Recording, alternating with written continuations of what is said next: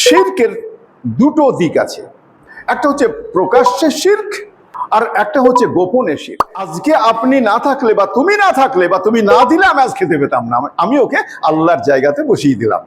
অথচ আমার বলা উচিত ছিল এই কথা যে আল্লাহ পাক আজ তোমার মাধ্যমে আমার রিজিকটাকে মাপিয়েছেন। প্রশ্ন জাগতে পারে যে মৃত্যু তো আল্লাহর হাতে, তো আল্লাহর হাতেই যদি মৃত্যু হয় তো আল্লাহ আবার বলছেন যে মৃত্যু বরণ করো না মুসলমান না হওয়া পর্যন্ত। এর ব্যাখ্যাটা কি? এর কারণ তো ওর উপরে রহমত করে কষ্ট দিয়েছি, আর ওই কষ্ট দিয়ে দুনিয়াতে যে গুনাহগুলো করেছে সেই গুনাহগুলোকে মাফ করিয়ে দিচ্ছি। পৃথিবীর থেকে আল্লাহর সঙ্গে সাক্ষাৎ করতে গেলে একটি যান, একটি প্লেন, একটাই ফ্লাইট, একটাই মোটরসাইকেল, একটাই ট্যাক্সি, সেটা হচ্ছে মৃত্যু।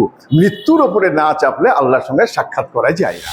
আউযু বিল্লাহি মিনাশ শাইতানির রাজিম। বিসমিল্লাহির রহমানির রহিম। সুবহানাকা লা ইলমা লানা ইল্লা মা আল্লামতানা ইন্নাকা আনতাল আলিমুল হাকীম।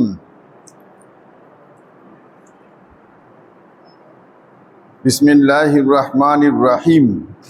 রব্বিশ রাহলি সাদরি ওয়া ইয়াসসিরলি আমরি ওয়াহলুল উকদাতাম মিন লিসানি ইয়াফকাহু কাওলি। আলহামদুলিল্লাহি কাফা ওয়া সালামুন আলা ইবাদিহিল্লাযিনা আসতাফা ফা আম্মা বাদ। সমস্ত প্রশংসা গুণকীর্তন ওই আল্লাহ পাকের জন্য, যে আল্লাহ পাক আজকে জিলহজ মাসের 14 তারিখ, এই মাসের এই জুমার দিনে দুনিয়ার মহব্বতকে ত্যাগ করতে পেরে আল্লাহর মহব্বতে শামিল হয়ে আল্লাহর ঘর, দুনিয়াবি জান্নাত, মসজিদ, এই মসজিদে যে কাজগুলো আল্লাহ পাক এই সময় আমাদের করতে বলেছেন, এই সময়ের কি কাজ? এই যে কথাগুলো বলছি এটা শোনা ওয়াজিব।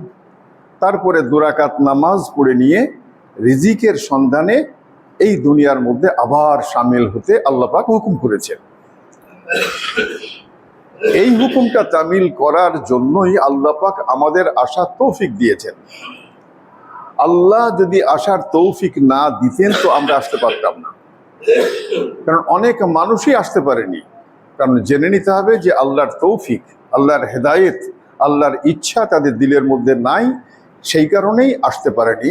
আল্লাহ পাকের প্রশংসা করতে হবে যে আল্লাহ পাক আমার দিলে আল্লাহর মহব্বত ঢেলে দিয়েছেন, আর সেই কারণেই আল্লাহর ঘরে আমরা আসতে পেরেছি। সে কারণে এই দিল থেকে আল্লাহর প্রশংসা করি, বলে আলহামদুলিল্লাহ। তাজেদারে মদিনা দুলালে আমিনা সৈয়দুল আউয়ালিন ওয়াল আখিরিন ইমামুল আম্বিয়া হযরতে মুহাম্মদ সাল্লাল্লাহু আলাইহি ওয়াসাল্লাম, তাঁর শানে হাজারো হাজার কোটি কোটি দরুদ শান্তির দ্বারা বর্ষিত হোক, বলে আল্লাহুম্মা আমিন। আমরা ঈদুল আজহার কয়েক জুম্মা আগে থেকে আমাদের জাতীয় পিতা হযরতে ইব্রাহিম আলাইহিস সালাম তাঁর ছেলেকে কুরবানি করতে গিয়ে যা কুরবানি হয়েছিল সেই নিয়ে বিস্তারিত আলোচনা করে 10ই জিলহজ তারিখ যারা আমরা হজে যাইনি তাদের ইবাদত এখানে শেষ। আমরা তাকবীর করেছি 13ই জিলহজের আসর অবধি, আর যারা হজে গেছেন তাদেরও ক্রিয়াকর্মটা হজের 13ই জিলহজ তারিখ আসর পর্যন্ত ক্রিয়াকর্ম শেষ। আমরা এসব নিয়ে অনেক কথা শুনেছি। আজকে একটু অন্য কথা কই। আজকে কি বলবো যে আল্লাহ পাক আমাদেরকে কি বলেছেন। সূরা আল ইমরানে চলে যাই, 102 নম্বর আয়াতে আল্লাহ পাক নির্দেশ দিয়েছেন, ইয়া আইয়ুহাল্লাযিনা আমানুত্তাকুল্লাহা হাক্কা তুকাতিহি ওয়ালা তামুতুন্না ইল্লা ওয়া আনতুম মুসলিমুন ওয়া তাহসিমু বিহাবলিল্লাহি জামিয়া ওয়া তাফাররাকু। এই ছোট্ট কথাটুকু নিয়ে আমরা যা সময় আছে শেষ করতে পারবো না, মানে এই সময়েই কথা শেষ করতে পারবো না, অনেক কথা। তো এই আয়াতের মধ্যে আল্লাহ পাক আমাদেরকে কি নির্দেশ দিয়েছেন, কি বলেছেন, ছোট্ট করে শুনি, তারপরে বিস্তারিত তাফসীরে যাই। ইয়া আইয়ুহাল্লাযিনা আমানুত্তাকুল্লাহ, ঈমানদারেরা, বিশ্বাসীরা, যারা আমাকে আল্লাহ বলে বিশ্বাস করেছো। আল্লাহ পাক দুটো ডাক দিয়ে বলেছেন, একবার বলেছেন বিশ্বের সমস্ত মানুষকে, আর একটা ডাক দিয়েছেন যারা আল্লাহর প্রতি ঈমান এনেছে তাদেরকে খুব ভালোবেসে মহব্বতের সাথে। হে বিশ্বাসীগণ, হে মান্যওয়ালাগণ, এইভাবে ডাক দিয়েছেন। এখানে যে ডাকতে আছে সেই ডাকটা কি দিয়ে আছে? ইয়া আইয়ুহাল্লাযিনা আমানু, এই বিশ্বাসী যারা আমাকে বিশ্বাস করেছো, খোদা বলে, আল্লাহ বলে আমাকে মেনে নিয়েছো, আমি তোমাদেরকে এই কথা বলি, আমানুত্তাকুল্লাহ, আল্লাহকে তোমরা ভয় করো। তো কি রকম করে ভয় করো? হাক্কা তুকাতিহি, অর্থাৎ আল্লাহকে ভয় করার যতটুকু দরকার, তাকওয়া, ভয় করা, মানা, এ যতটুকু দরকার, আল্লাহর যতটুকু হক আছে, এই সম্পূর্ণ হক আদায় করে তোমরা আল্লাহকে ভয় করো। আর কি বললেন? হাক্কা তুকাতিহি ওয়ালা তামুতুন্না, তোমরা অতক্ষণ মৃত্যুবরণ করো না। কতক্ষণ পর্যন্ত? আল্লাহ বলছেন ওয়া তামুতুন্না, অতক্ষণ মৃত্যুবরণ করো না,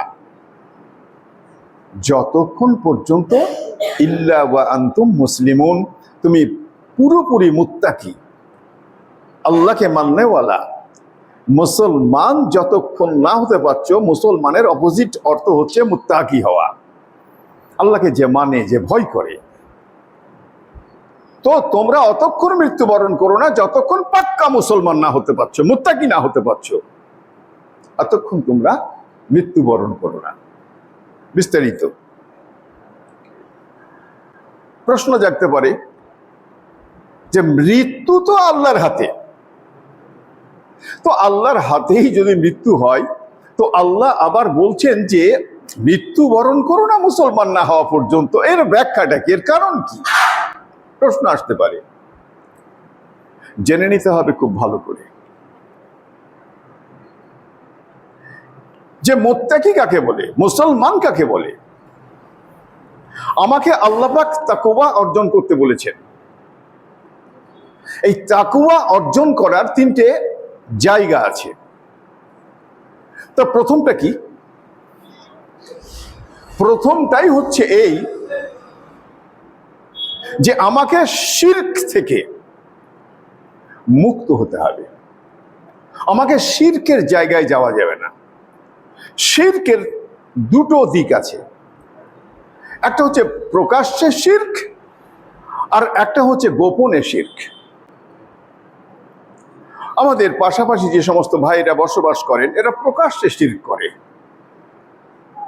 যারা প্রকাশ্যে শিরক করে, আল্লাহ পাক সূরা মায়েদার ৭২ নম্বর আয়াতে একথা জানিয়ে দিয়েছেন, যারা প্রকাশ্যে শিরক করে, অর্থাৎ আরো আল্লাহ আছে বলে মনে করে, আমার সঙ্গে শরিক পাড়িয়ে দেয়, আমি তাদের আবাসস্থলকে জাহান্নাম করে রেখেছি। আস্তাগফিরুল্লাহ। কিন্তু যারা আমাকে মহান প্রভু স্বীকারোক্তি দেয়, আল্লাহ বলে মানে, আমার কোনো শরিক নাই, এ কথাটা স্বীকার করে নেয়, আমি তাদের জন্য জান্নাতকে রেখে দিয়েছি। কাজেই প্রথম যে শর্ত তাকওয়ার, সেটা হচ্ছে আমাকে শিরক মুক্ত হতে হবে। তো যারা প্রকাশ্যে শিরক করে, তারা তো প্রকাশ্যে শিরক করে, এ তো আমরা জানতেই পাচ্ছি, দেখতেই পাচ্ছি। কিন্তু অপ্রকাশ্যে যারা মুসলমান, তাদেরও শিরক হয়ে যায়। কি করে হয়? ভাষাগত জ্ঞান না থাকার কারণে।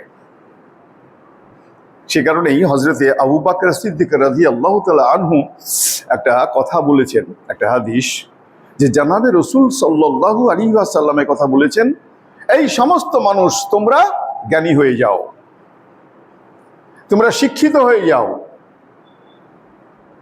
শিক্ষাকে আল্লাহ নবী এত গুরুত্ব দিয়েছিলেন, কোনো একটা যুদ্ধে কিছু শিক্ষিত অধার্মিক দুনিয়ার যে আক্ষরিক জ্ঞান দরকার, এই আক্ষরিক জ্ঞান লাভ করার জন্যই যে মুশরিক টাইপের অমুসলিম তাদেরকে গ্রেপ্তার করলেন যুদ্ধে। তো তাদেরকে কিছু পয়সার বিনিময়ে ছাড়ার কথা হলো, তো কিছু লোক ছিল তারা বলল যে আমাদের তো পয়সা নেই, আমরা দিতে পারবো না। জানাবে রসুল সাল্লাল্লাহু আলাইহি ওয়াসাল্লাম বললেন যে তুমি আমার 10 জন করে যে সাহাবা আছে, অশিক্ষিত সাহাবা, তাদেরকে শিক্ষা দাও, তাহলেই তোমাদের পয়সা উসুল হয়ে যাবে। বলে সুবহানাল্লাহ। শিক্ষার মূল্য কত!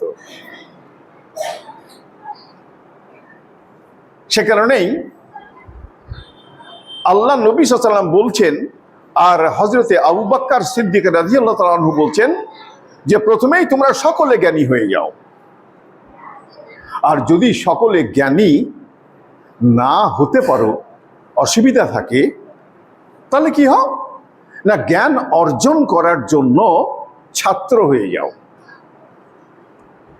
এই ছাত্র অবস্থাতেই যদি তোমার মৃত্যুবরণ হয়ে যায়, তো কিয়ামতের মাঠে আল্লাহ পাক তোমাকে ভালোবাসলে এই কথা বলবে যে এই শিক্ষা জ্ঞান অর্জন করার ইচ্ছে ছিল, মৃত্যু হয়ে গেছে তাই পারেনি, ওর গুনাহকে মাফ করে দিয়ে জান্নাতে পৌঁছিয়ে দাও। শিক্ষা। 3 নম্বরে কি বলা হয়েছে? 3 নম্বরে বলা হয়েছে যে যদি শিক্ষা গ্রহণ না পারলে ছাত্র হওয়ারও যদি অবকাশ না থাকে, তো যারা শিক্ষা অর্জন করতে পেরেছে তাদের কথাগুলো শোনো। তোমাদেরকে যা বলবে কোরআন হাদিস থেকে, এই কথাগুলো মেনে চলার চেষ্টা করো, অবজ্ঞা করো না। 4 নম্বর কি বলা হয়েছে? যদি এটাও সম্ভব না হয়, তাহলে এদের সঙ্গে মহব্বত করো, এদেরকে ভালোবাসো। যাদের দিলের মধ্যে আল্লাহ পাক কোরআনকে হাদিসকে ঢেলে দিয়েছেন, জ্ঞানকে ঢেলে দিয়েছেন, তাদেরকে ভক্তি করো। 5 নম্বরে হচ্ছে কখনো তাদের উপরে আঙুল তুলো না। যদি আঙুল তুলো তো আল্লাহ তোমাকে বরবাদ করে দেবেন, শেষ করে দেবেন। সে কারণেই প্রথমেই যেটা বললাম যে শিরক, এর জন্য জ্ঞান অর্জন করা দরকার, ভাষাগত দিকটা থাকা দরকার। আমি এর আগেও একদিন বলেছিলাম যে একটা লোক আজ সারাদিন খেতে পায়নি, খুব অসুবিধার মধ্যে পড়ে আছে। কোনো একটা পার্শ্ববর্তী ভাই তাকে সেদিনে সাহায্য করলেন, যাও এই 5 কেজি চাল নিয়ে যাও, এই 500 টাকা নিয়ে যাও, বাজার টাজার করে বাচ্চাদেরকে, তোমার স্ত্রীকে তুমি খাওয়া দাওয়া করো, আজকের অভাবটা তো মিটাও। ভাষাগত জ্ঞান না থাকার কারণেই আমি বলে দিলাম যে আজকে আপনি না থাকলে বা তুমি না থাকলে বা তুমি না দিলে আমি আজ খেতে পেতাম না, আমি ওকে আল্লাহর জায়গাতে বসিয়ে দিলাম। অথচ আমার বলা উচিত ছিল এই কথা যে আল্লাহ পাক আজ তোমার মাধ্যমে আমার রিজিকটাকে মাপিয়েছেন। আল্লাহ পাক তোমার মাধ্যমে আমাকে রিজিকটা মাপিয়েছেন। এই রিজিক মাপার কারণেই আল্লাহ পাক তোমাকেও পছন্দ করুন, আমাকেও পছন্দ করুন। যা তুমি আমাকে দান করেছো, আল্লাহ পাক এর থেকে তোমাকে অনেক প্রাচুর্য দান করুন। এইটা বলা উচিত ছিল। ভাষাগত জ্ঞান না থাকার কারণেই কখনো কখনো আমাদের যেটা অপ্রকাশ্যে শিরক, সেটা হয়ে যায়। দ্বিতীয় নম্বর কি? দ্বিতীয় নম্বর তাকওয়া হচ্ছে এইটা, সমস্ত রকম গুনাহ থেকে বেঁচে থাকা। সমস্ত রকম গুনাহ থেকে বেঁচে থাকা। তৃতীয় নম্বরটা হচ্ছে পয়গম্বরদের, তাদের দরজা, তারা কখনো পাপের দিকে এগোন না। আল্লাহ পাকের তাতে স্পেশালি হেদায়েত আছে, তারা সেদিকে চলতে থাকেন। আল্লাহর প্রতি ভালোবাসা, হাক্কা তুকাতিহি, ভয় করার অপোজিট একটা অর্থ হচ্ছে আল্লাহর প্রতি অগাধ ভালোবাসা। একটা কিতাব এসেছে এরকম যে ভালোবাসা কি রকম, এদিকে পশ্চিম এদিকে পূর্ব। যদি আমি পূর্বকে বেশি ভালোবাসি তাহলে কি হবে, পশ্চিম দূরে হয়ে যাবে। যদি পশ্চিমকে বেশি ভালোবাসি অর্থাৎ নিকটবর্তী হয়ে যায় তাহলে পূর্ব দূরে হয়ে যাবে। ঠিক সেই রকম কারোর আরো একটা সহজ এক্সাম্পল, একটা উদাহরণ দিচ্ছি। কারোর দুটো স্ত্রী আছে, তো সে একটা স্ত্রীকে বেশি ভালোবাসে।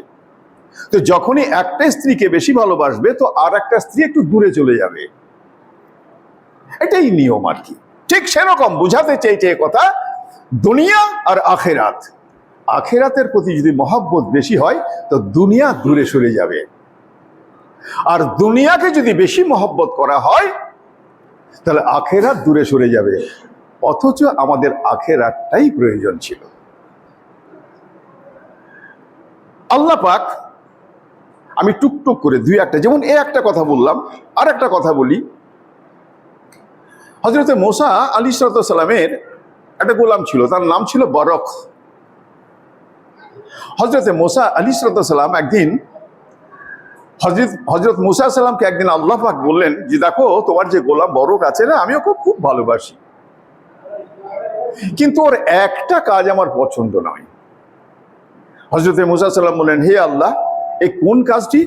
তো বলছে সব ঠিক আছে, কিন্তু ভোরবেলাতে যেখানে শীতল বাতাস প্রবাহিত হয় না, ওতে ও খুব আনন্দ পায়, অর্থাৎ এমন আনন্দ পায় যে আমার ভালোবাসাটাই ভুলে যায়। কাজেই দুনিয়ার কোনো জিনিসকে বেশি আকৃষ্ট হওয়া তো সে আখেরাত থেকে দূরে সরে যাওয়া। ভালোবাসা সান্নিধ্য লাভ কেমন, একটা কথা বলি তাহলে বুঝতে পারা যাবে। হযরত ইব্রাহিম আলাইহিস সালাম, যাকে নিয়ে এতদিন কয়েক সপ্তাহ বক্তব্য হলো আর কি, হযরত ইব্রাহিম আলাইহিস সালাম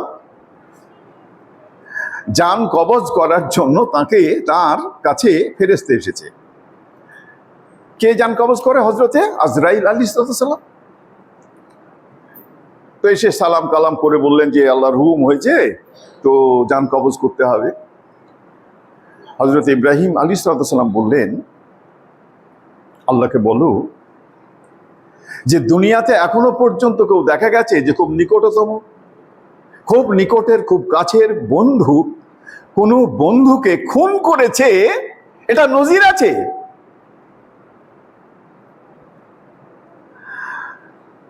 হযরতে জিবরাইল আলাইহিস সালামকে আল্লাহ পাক শিখিয়ে দিলেন আর ঘোষণা দিয়ে দিলেন, বলে দিলেন এক কথা, ওহী নাজিল করে দিলেন।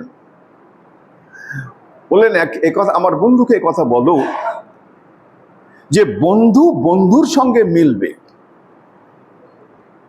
তার দর্শন লাভ হবে। তা বন্ধু যদি ইনভাইট করে তাকে দর্শন লাভ করার জন্য, তা এমন কোন বন্ধু আছে যে দর্শন লাভ করতে চায় না? হযরত ইব্রাহিম আলাইহিস সালামের বুঝতে আর অসুবিধা হলো না যে পৃথিবীর থেকে আল্লাহর সঙ্গে সাক্ষাৎ করতে গেলে একটি যান, একটি প্লেন, একটাই ফ্লাইট, একটাই মোটরসাইকেল, একটাই ট্যাক্সি, সেটা হচ্ছে মৃত্যু। মৃত্যুর ওপরে না চাপলে আল্লাহর সঙ্গে সাক্ষাৎ করা যায় না। বিলম্ব না করে হযরত ইব্রাহিম আলাইহিস সালাম বললেন যে আমি আল্লাহর সঙ্গে সাক্ষাৎ দর্শন করতে চাই, তুমি এখনই জানকে প্রপোজ করো। আমরা অনেক সময় কোন বন্ধু, এখন তো সব টেলিফোনের যুগ, মোবাইলের যুগ, মেসেজ হচ্ছে। আগে কোনো বন্ধুর সঙ্গে চিঠি চোপাটে সব যোগাযোগ হতো, তা আমরা কখনো কখনো লিখতাম কি, শিশিরে ফুটে না ফুল বিনা বরষণে, পত্রে মিটে না আশা বিনা দর্শনে। চিঠিতে লিখা তার যে রস আর সাক্ষাতে বসে কথা বলে তার যে রস, অনেকটাই তফাৎ। আল্লাহ নবী সাল্লাল্লাহু আলাইহি ওয়াসাল্লামের কথা বলি। আল্লাহ নবী সাল্লাল্লাহু আলাইহি ওয়াসাল্লামের কাছে এসে একজনকে বলল একজন যে ইয়া রাসূলুল্লাহ সাল্লাল্লাহু আলাইহি ওয়াসাল্লাম, আমি আপনাকে খুব মহব্বত করি, আমি খুব ভালোবাসি। আল্লাহ নবী সাল্লাল্লাহু আলাইহি ওয়াসাল্লাম বললেন, তুমি তৈরি থাকো, তোমার প্রতি অত্যন্ত দারিদ্রতা নেমে আসবে, তুমি খুব গরিব হয়ে যাবে। আমি আল্লাহকেও খুব ভালোবাসি। তাহলে আল্লাহকে যদি ভালোবাসো তা তুমি তৈরি হয়ে থাকো যে তোমার প্রতি অত্যন্ত বিপদ আপদ এগুলো আসবে। একটা লোকের খুব অসুবিধা দেখে আল্লাহ পাক তার কাছে হযরতে মুসা আলাইহিস সালাম বললেন, ইয়া আল্লাহ, এই লোকটির প্রতি তুমি একটু রহমত নাজিল করো। এই চোখে তাকাই যায় না, খুব কষ্ট লাগছে, এত কষ্টের মধ্যে আছে এই লোকটি। আল্লাহ পাক হযরতে মুসা আলাইহিস সালামকে বললেন যে আমি কেমন করে এর উপরে রহমত করব বলো। আর আরে আমি তো ওর উপরে রহমত করে কষ্ট দিয়েছি, আর ওই কষ্ট দিয়ে দুনিয়াতে যে গুনাহগুলো করেছে সেই গুনাহগুলোকে মাফ করিয়ে দিচ্ছি, আর এই গুনাহগুলো মাফ হলেই ও জান্নাতে পৌঁছে যাবে। সে কারণেই এই যে কথাগুলো, ঘটনাগুলো বলা হলো, তার তাৎপর্য কি? এক কথায়, ইয়া আইয়ুহাল্লাযীনা আমানুত্তাকুল্লাহা হাক্কা তুকাতিহি ওয়া লা তামুতুন্না ইল্লা ওয়া আনতুম মুসলিমুন। এই যে এর এক কথায় সারমর্ম যেটা, এই যে এতগুলো কথা ঘটনা বলা হলো, এর মধ্যে হাদিস জড়িয়ে আছে, সব বলা হলো, এটা হচ্ছে এই যে তখনই মুসলমান হয়ে মৃত্যু হবে, অর্থাৎ আল্লাহ পাকের যে নির্দেশ আছে, আল্লাহ পাকের যে আহকাম আছে, আল্লাহ পাকের যে হুকুম আছে, কখন কে কিভাবে মরবে এটা বলতে পারে না। সে কারণেই আমার চলার জীবনটা যেন সর্বক্ষণ মুসলমানত্ব অবস্থাতে থাকে। তাহলে শরিয়তের ভাষায় কি বলা হয়েছে, যে কোনো লোক যদি মুসলমানত্ব থাকা অবস্থায় ইন্তেকাল করে যায়, তো হাসরের ময়দানে সে মুসলমানত্ব অবস্থাতেই উঠবে। আর মুসলমানত্ব অবস্থাতে যদি উঠে যায়, তো আল্লাহ পাক তাকে জান্নাতে পৌঁছিয়ে দেবে। সে কারণে আমরা আল্লাহর কাছে ফরিয়াদ করি এ কথা, যে আল্লাহ পাক যে হুকুম করেছেন মুসলমান না হয়ে মরো না, তা মুসলমান না হয়ে মরার অর্থই হচ্ছে এইটা, যে আমাকে আমার তাকওয়া রাখতে হবে, শিরক থেকে বেঁচে থাকতে হবে, আর সর্বক্ষণ গুনাহ থেকে বেঁচে থাকতে হবে। আর আমি যদি আল্লাহ পাক যা নির্দেশ কোরআন এবং আল্লাহ নবীর যা নির্দেশ হাদিস শরীফের মধ্যে আছে, এগুলো পূর্ণাঙ্গভাবে যদি চলাচল এটা নিয়ে করতে পারি, তো মুসলমানত্ব অবস্থায় থাকবো। আর মুসলমানত্ব থাকা অবস্থাতেই মৃত্যু এসে গেলে আমি কিয়ামতের মাঠে মুসলমান হয়েই উঠবো ইনশাআল্লাহ। আল্লাহ আমাদের সকলকে তৌফিক দান করুন, আল্লাহুম্মা আমিন। ওয়া আখিরু দাওয়ানা আনিল হামদুলিল্লাহি রাব্বিল আলামিন।